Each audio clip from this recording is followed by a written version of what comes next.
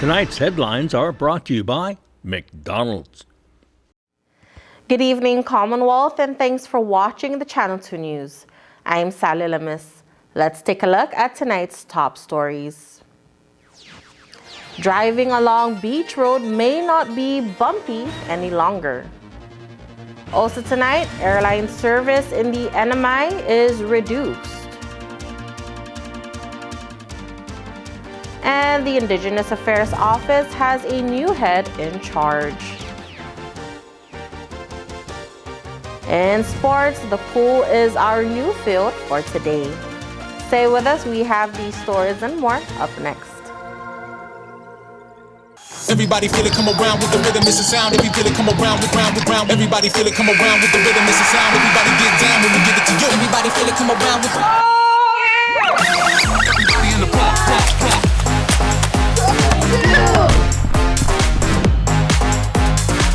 Everybody in the block.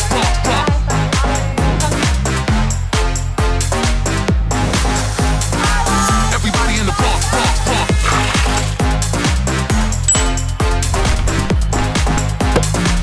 Everybody in the block.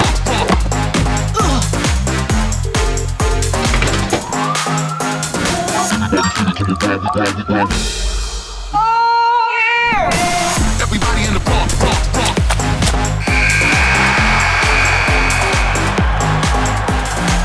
Everybody in the block. Everybody round. This burger looked at one slice of melted cheese and said, more cheese. It looked at pickles and said, also onions. It wanted to be more than hot. It wanted to be juicy. This is the Quarter Pounder with cheese. If you thought one napkin for the Quarter Pounder with cheese was enough, it's not enough.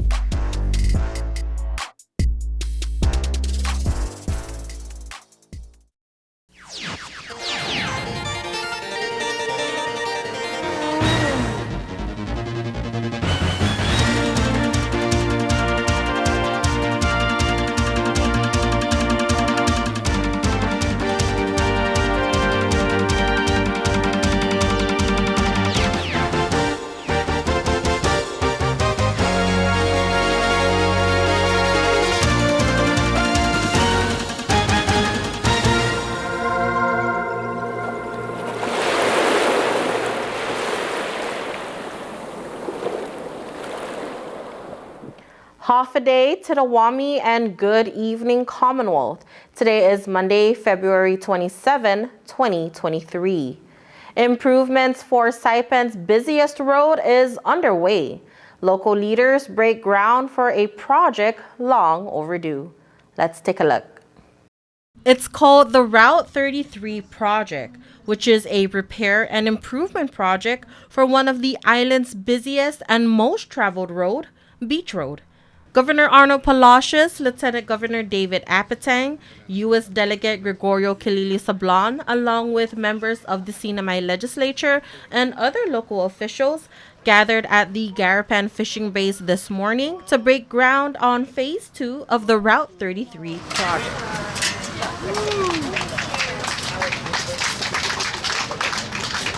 The Northern Marianas Housing Corporation announced the availability of $6 million through a Community Development Block Grant Disaster Recovery Funds from the U.S. Department of Housing and Urban Development.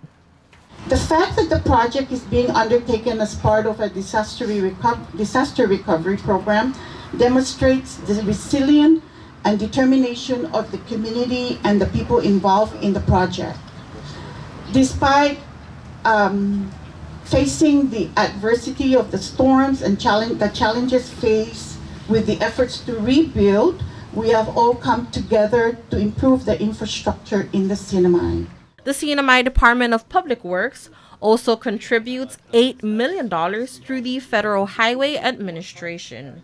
We are asking, obviously, the community for your patience during the construction work, which will begin very shortly.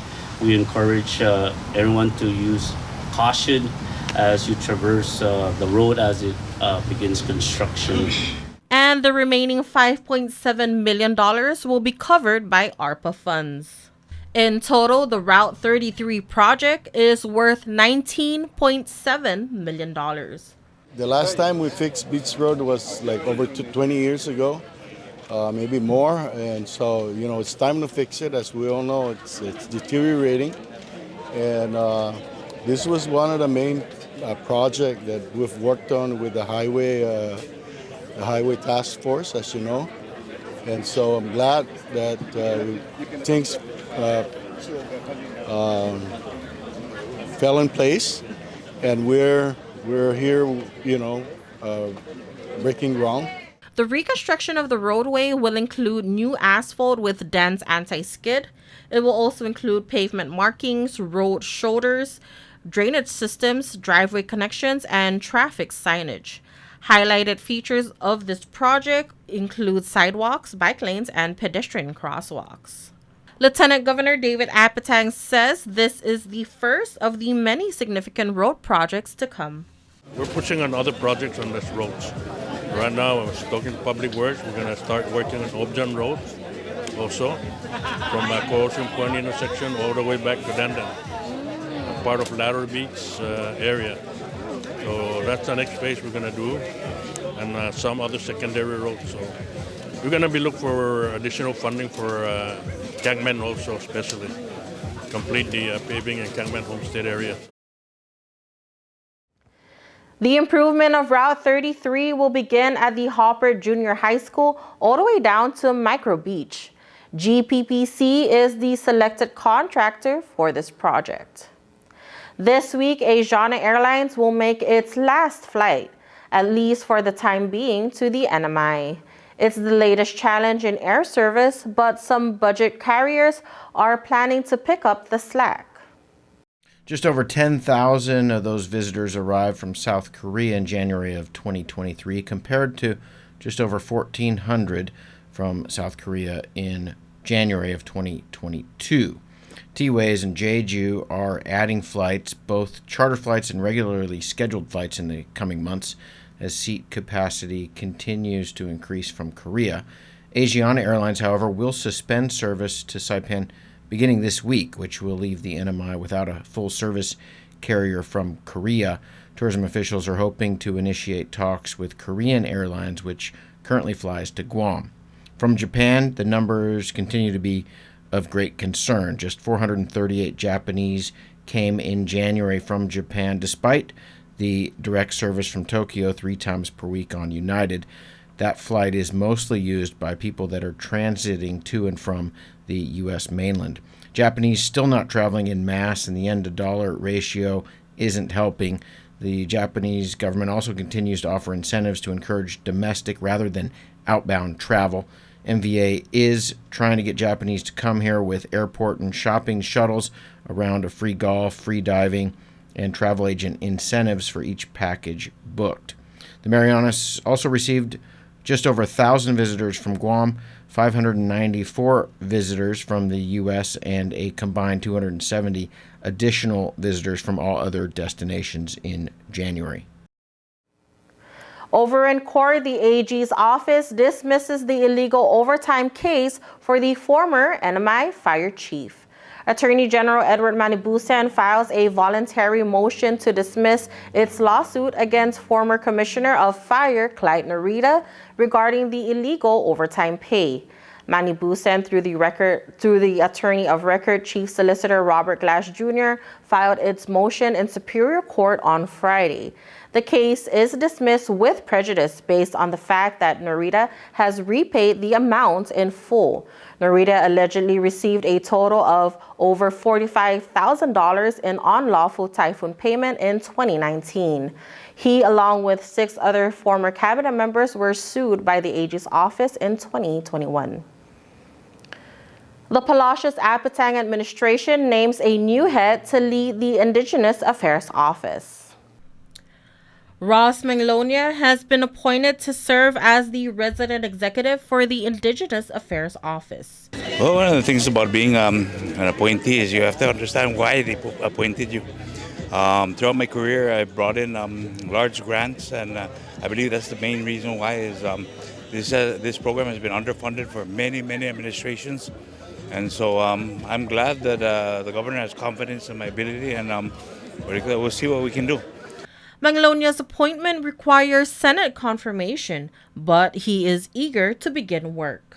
I plan on putting up a large contingency going over to FESPAC in 2024, made up of Carolinians and Chamorros, and so these are exciting times for the program because I'm very ambitious when it comes to program management and federal grant acquisition.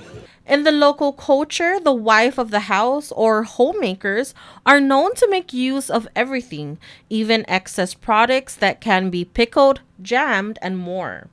Manglonia believes homemakers are one of the most underserved members in the community and would like to put their practice into good use. And so we need to start putting focus on the homemaker, whether it's through workshops. But I plan on building with the support of the administration a community kitchen. We haven't identified that, but that's one of the key areas that I want to see within the 4 years that should I be given confirmation. About 2 weeks ago, constituents protested the temporary closure of the Indigenous Affairs Office, voicing out their concerns on its importance. Manglonia says he is aware of that issue. Well, believe it or not, they were the first people I contacted upon receiving the memorandum. These are people with concerns, and as much as there's two sides to every coin. As they're members of the community, I have no choice but to open up the office because this is a public office and we're going to treat it as such. According to KSPN Archives, Manglonia served as the Director of Continuing Education at the Northern Marianas Technical Institute back in 2016. He also ran for Rota House of Representatives in 2009. Manglonia's appointment was made last week, filling up some of the last spots in the Palacios Apatang administration. The CNMI Crime Stoppers is seeking public assistance in identifying an individual wanted for questioning. Crime Stoppers, along with the DPS Criminal Investigations Division, needs your help with any information to identify and locate this person in the 3 separate photos. The individual in the picture is wanted for questioning. Should you want to remain anonymous, you can call the Crime Stoppers hotline at 670-234-7272 or visit their website at www.nmicrimestoppers.net. Crime Stoppers pays up to $8,000 for any information leading to an arrest. It pays to call. All right, coming up, we visit the Marianas Business Plaza for a new office.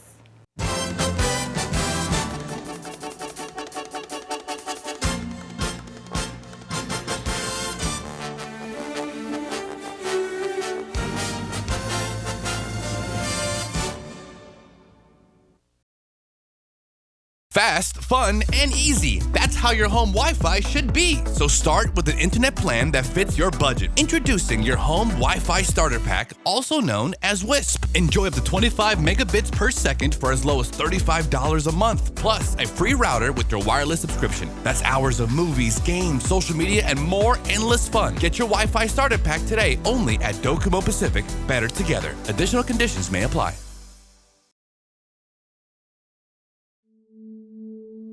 Opioids are commonly prescribed drugs. They can help ease short-term pain after surgery, an accident, or illness. Common brand names include Vicodin, Demerol, OxyContin, and Percocet. Opioids can be very addictive, and they can actually change how your brain works. Opioid misuse can lead to death. If you are prescribed an opioid medication, talk to your doctor. Always take exactly as directed, never take higher doses, keep your medication secure, and safely dispose of unused or expired medication. It only takes a little to lose a lot. This project was supported by a grant from the Centers for Disease Control and Prevention and the Commonwealth Healthcare Corporation. Contents are solely the responsibility of CHCC and do not necessarily represent the official views of the CDC or the U.S. Department of Health and Human Services. At one of Saipan's beaches, this mother lays about 100 eggs under the cover of darkness. She hides her nest as best she can and then slowly makes her way back to the ocean. The eggs hatch and the babies head for the sea, where they will face a daily dose of danger. Just 1 in 1,000 will make it to adulthood. Those that do will one day lay their own eggs.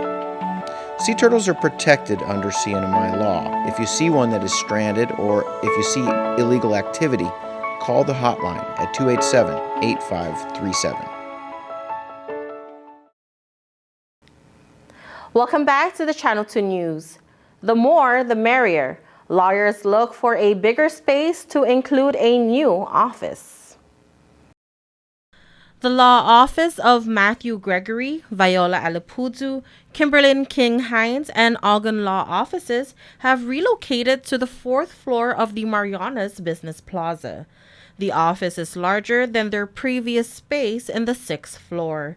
The move also allows for newly private attorney Keith Chambers II to open his law office in the complex. Chambers had previously served as the law clerk for Judge Joseph Camacho and also worked in the office of the Attorney General, serving as the Assistant Attorney General in 2021. So I was a law clerk for Judge Camacho up until February 1st of this year, and at this point, I just thought it was time for a change, and so therefore, I decided to go private. So I hope everything goes well, and I am looking forward to serving the community. The lawyers held an open house on Friday for community members to learn more about their business. The pandemic made travel to countries in the Pacific like Pohnpei and the Marshall Islands almost impossible to get visit. Now with travel restrictions easing, it's given hope and opportunity to a Turk who wants to see it all. Our Chris Nelson catches up with him on his way to 196. There are 197 countries in the world, give or take. The number can be debated a bit. 193 United Nations members, along with 2 observers, Palestine and the Holy See, and then add in Taiwan and Kosovo. Murat Fasisi has now been to all of them. I met up with him for an interview just outside of Gate 13 at the Guam International Airport as he was still chasing down some of the last few countries on his list: Pohnpei, Marshall Islands, Tonga, and Kiribati. I came from Palau to Guam. And how was Palau? Palau is incredible. I was shocked. It's really interesting. Did you get in the water?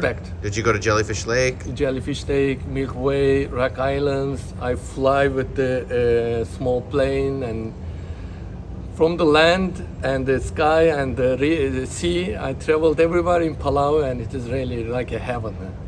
From Palau, Murat headed to the lush jungles of Pohnpei, home to about 35,000 people, one of the wettest places on the planet, and home to Nan Madol, the only ancient city ever built atop a coral reef, with stones and columns so heavy that nobody has ever really figured out how it was built. No pulleys, no levers, and no metal. How did these columns get here? Magic may be the easiest answer to understand.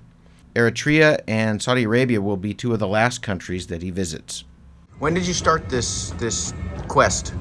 Especially like in my young ages, I started backpacking. I was a math teacher in the high school, and as a math teacher, I traveled about 100 countries.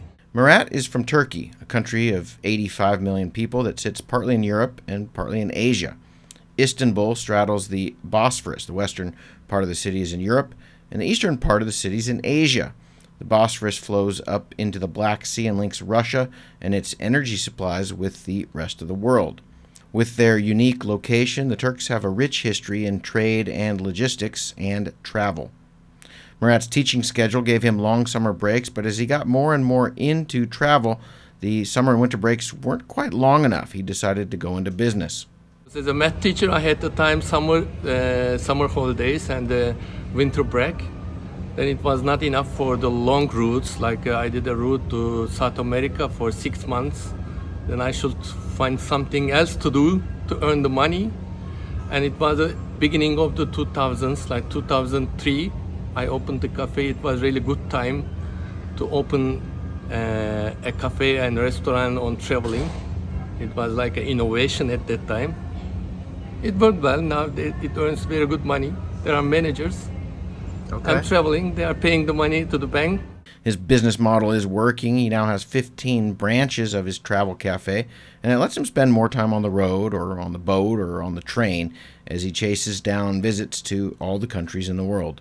You started off backpacking. Now that you're successful in business, do you still backpack? Yeah, but not as core as the young ages. It's not easy at the age of 50 to stay in the dormitories, in the hostels, and to take the local buses and the trains. Now I'm traveling more comfortable, I can say. Like sometimes business class, sometimes good condition buses, and so on. Now I'm going to ask you the question probably everyone who hears your story asks you, which is, what was your favorite country so far? We will have more with this expeditioner later in the week, right here on the Channel 2 News. All right, folks, don't go anywhere. We have sports up next.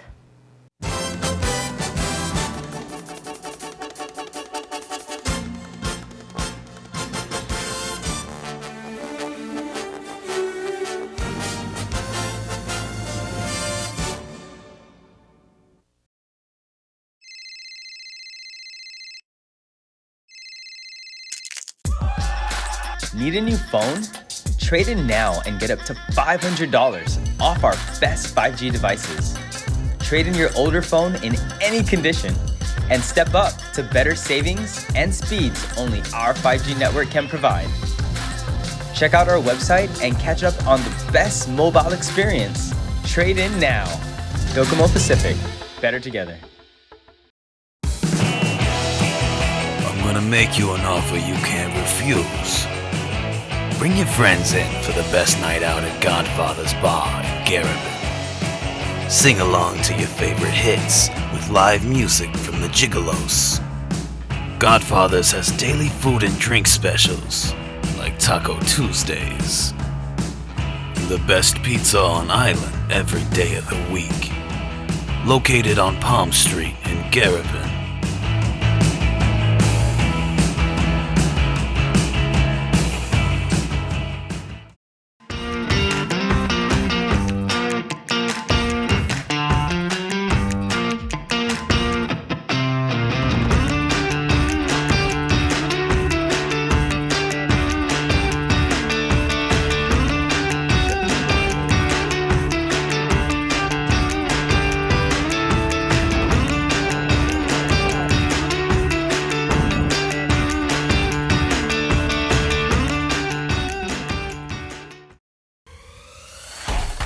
Tonight's sports brought to you in part by Tan Holdings through the Tan Su Lin Foundation, making communities a better place to live.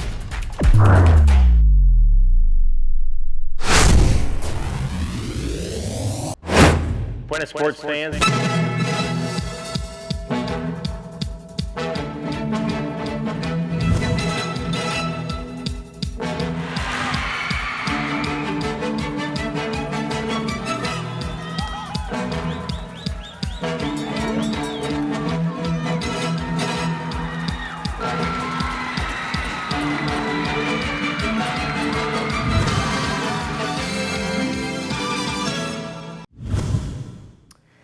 Tossy to Table, in partnership with PSS, is hosting the 4th annual Wahoo Derby this weekend.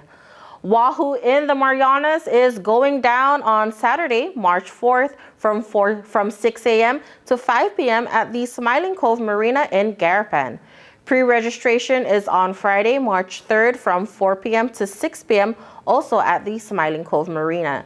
Entry fee is $200 per boat for one captain and 2 anglers. Additional anglers will be charged $30 each. The first prize is $2,000, second prize $1,500, and third prize $1,000. The total weight of 3 heaviest non-placing wahoo will get $500. For more information, please contact Jean Reaver at 670-483-4363.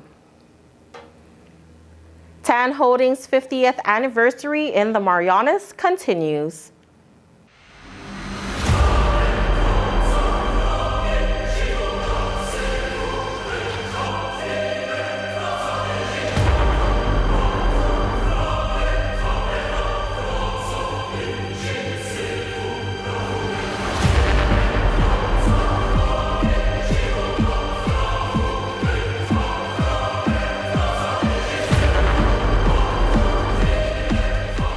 The Northern Mariana Islands Swimming Federation hosted the Tan Holdings 50th Anniversary Swim Meet last Saturday at the Civic Center Beach in Suzuki. Hafidae Zentidawami, Catherine from Tan Holdings. We're really excited to partner with NMI SF to celebrate Tan Holdings' 50th anniversary of being in the Micronesia Islands for the past 50 years. We're really excited. Throughout the past year, we've been celebrating our 50th anniversary with the various sports associations, and today is the event with the Swim Federation. And so with that, we will have 5 different races today, and we're just really excited to be here and partner with them. And so how the partnership works, of course, is that the Federation is the one that organizes, because this is their event, and we just come in and support them. And so we're grateful. Tan Holdings is very grateful for the community support for the past 50 years, and this is one of our ways that we want to give back to the community by being able to have these events and to celebrate their health as well through the sports that they love. Thank you. This event was organized and headed by the board and the Saipan Swim Club head coach Richard Sickle. Yeah, we're here for the Tan Holding 50th anniversary swim meet. We have 94 swimmers signed up. We're about to get started. We're really excited. So we have 50 meters, which is for the 8 and under. We have 100 meters for the 10 and under, and then the open categories are 500 meters, 1,000 meters, and 1,500 meters.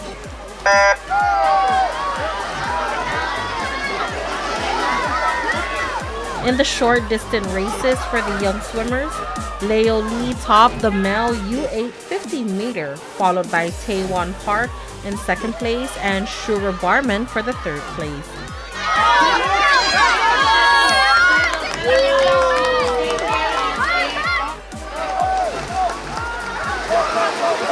In the female division, Eileen Kim first place, Yoon Min Chu second place, and Fiona Yu for the third place.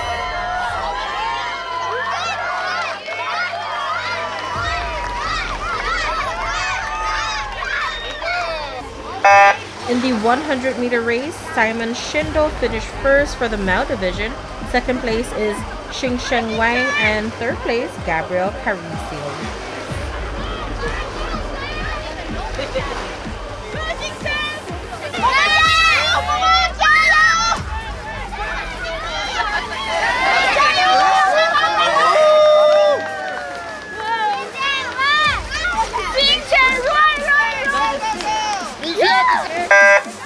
In the female division, Gwen Retardo crossed the finish line first, followed by Eva Shin for the second place and Olivia Walsh for the third place.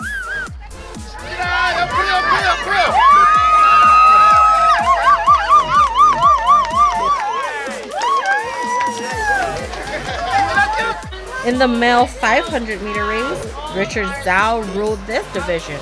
Hao Young Song finished second and third place, Jiray Wang.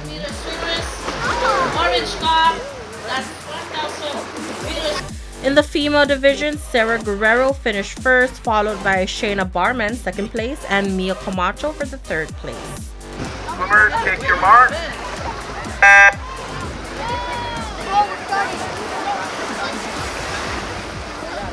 For the 1500-meter category, Isaiah Alexenko topped his division. Junesuke Suzuki second place, and third place is Kian Pahariliaga. That's Isaiah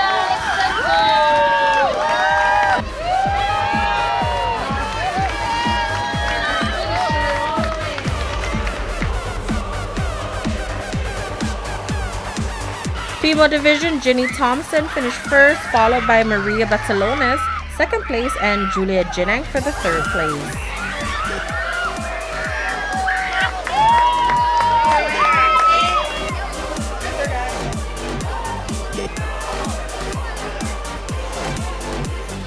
In the male 1,000-meter division, Kuki Watanabe took the first spot, Justin Moss second place, Andrew Nunes for the third. And in the female division, Maria Guerrero finished first, followed by Sari Barman second place. Third place is Michelle Chen. Meanwhile, in the 50 and over category, Vince Semen finished the 500-meter distance in 12 minutes and 15 seconds. In the 1,000 meter distance, Robert Coates completed the race in 24 minutes and 31 seconds. And in the 1,500 meter distance, Gary de Guzman topped his division, followed by Valric Welch, second place, and Boboy Aguilar for the third place.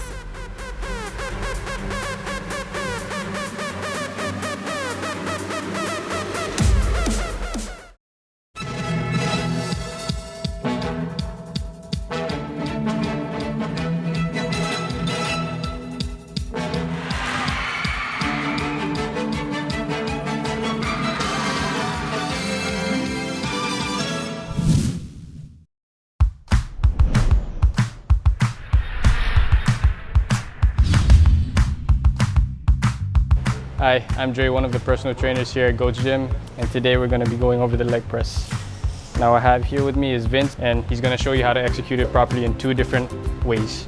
A common mistake that you'll often see is leaving your hands free, either up here or on your lap. I strongly recommend you holding onto the sled and create that tension in the upper body, which then allows you to create more range of motion.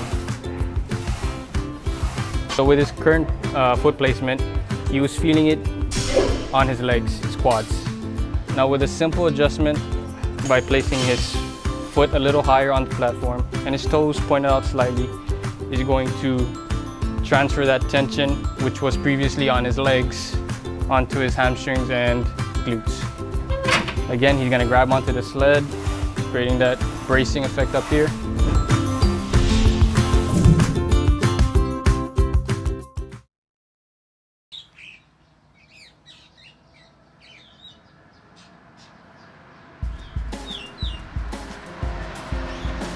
And for your KSPN weather report, mostly sunny with isolated showers. East-northeast wind 13 to 15 miles per hour with gusts as high as 21 miles per hour. Tonight, partly cloudy with isolated showers. East-northeast wind around 15 miles per hour with gusts up to 21 miles per hour. High 86, low 76, humidity 79%. Tomorrow, mostly sunny with isolated showers. East-northeast wind 15 to 18 miles per hour with gusts as high as 25 miles per hour. High 86, low 76 marine forecast. Moderate to fresh trade winds will persist through Tuesday, then becoming fresh to strong by Tuesday night through late this week. A quickly increasing north swell will reach the area around Tuesday night. This will likely increase rip risk, surf, and small craft conditions to hazardous levels. Northeast wind 15 to 20 knots, wind waves 3 to 4 feet, east swell 5 to 6 feet, and the north 3 feet. Sunrise will be at 6:35 a.m., high tide 12:04 p.m., low tide 8 p.m., and the sunset 6:24 p.m. And there you have it. That is your Monday edition of the news, sports, and weather here in the Marianas. As always, thank you so much for watching, and we'll see you back on Wednesday with more.